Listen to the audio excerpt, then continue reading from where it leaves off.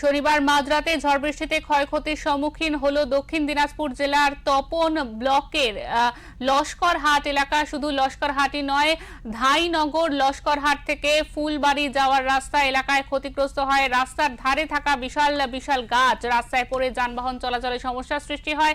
স্থানীয় বাসিন্দাদের উদ্যোগে রবিবার সকাল থেকেই এই রাস্তার উপর পড়ে থাকা গাছগুলি কেটে ফেলার কাজ শুরু হয়েছে এবং তারপরেই নিত্যযাত্রী থেকে শুরু করে সাধারণ যাত্রী যারা এই রাস্তা দিয়ে যাতায়াত করছেন তারা সমস্যার সম্মুখীন হচ্ছেন। এই ক্ষয়ক্ষতির পরিমাণ কতটা, কত লক্ষ টাকা বলে অনুমান করা হচ্ছে এবং গ্রামবাসীরা হাত লাগিয়ে এই রাস্তার উপর পড়ে থাকা গাছ কেটে সরিয়ে ফেলার কাজ শুরু করলেও প্রশাসনের এখনো পর্যন্ত প্রশাসনের তরফ থেকে কেউ এসে পৌঁছায়নি এমনটাই জানা যাচ্ছে।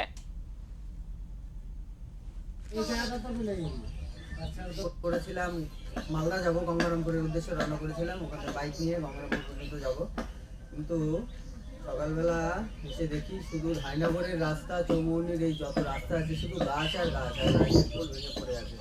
এই যে নিত্য সাধারণ যাত্রীরা সব যাওয়ার জন্য আটকে পড়ে আছে, গ্রামবাসীরা হাসতে গাছ পরিষ্কার করার কাজে, কিন্তু এখনো কোনো প্রশাসন দপ্তরে কোনো লোক বা কেউ এখনো আসেনি। তো দেখা যাক কখন পরিষ্কার হয়, আমরা ওয়েট করছি। গ্রামবাসীরা সব কাজকর্ম করছে, পরিষ্কার হলে আমরা বেরোবো।